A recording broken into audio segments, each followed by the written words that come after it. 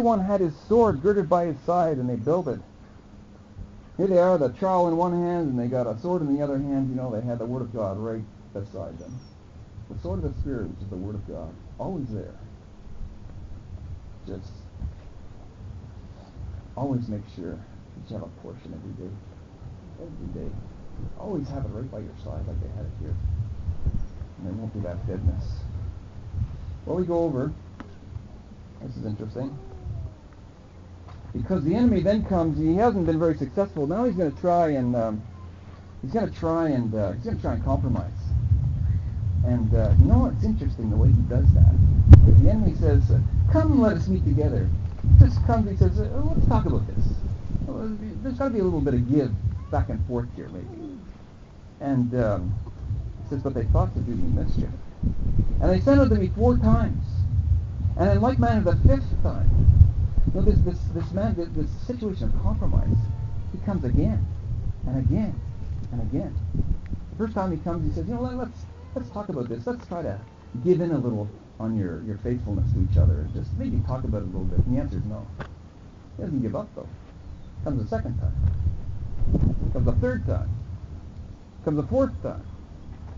Comes the 5th time. And why is he so relentless? Why is he coming back? It's because on this point, he has been so successful in destroying marriages.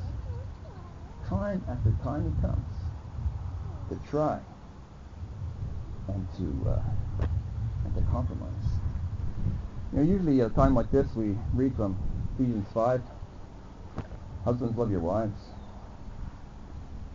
Wives, submit yourself to your husbands. I'm not going to take up that portion, but you know, I don't love my wife because she's beautiful. It's true. Don't love my wife because she's kind.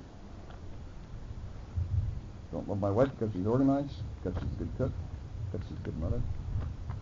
I love her because God tells me to from His Word. That's why. One of the most exemplary husbands that I've known had an absolutely obnoxious wife. But he loved his wife in an exemplary manner because the Word of God says, love your wife.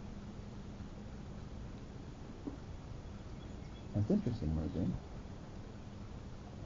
One of the most exemplary wives that I've known had an absolutely obnoxious husband. But she submitted to him, loved him. That's the Word of God says. That's the premise. You know, the enemy would try to compromise and say, you know, love really should depend on something. It should depend on how he's acting or how she's acting. That's really why I should submit. It's not what we find in the Word. And that's why he tries to compromise. Time and time and time again. It's incredible the way he does that.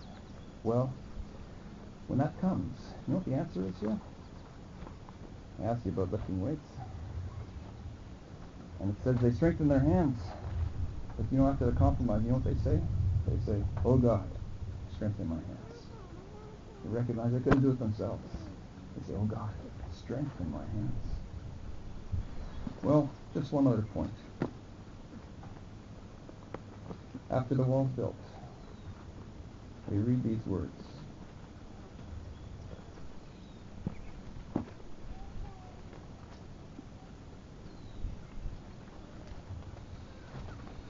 It's in the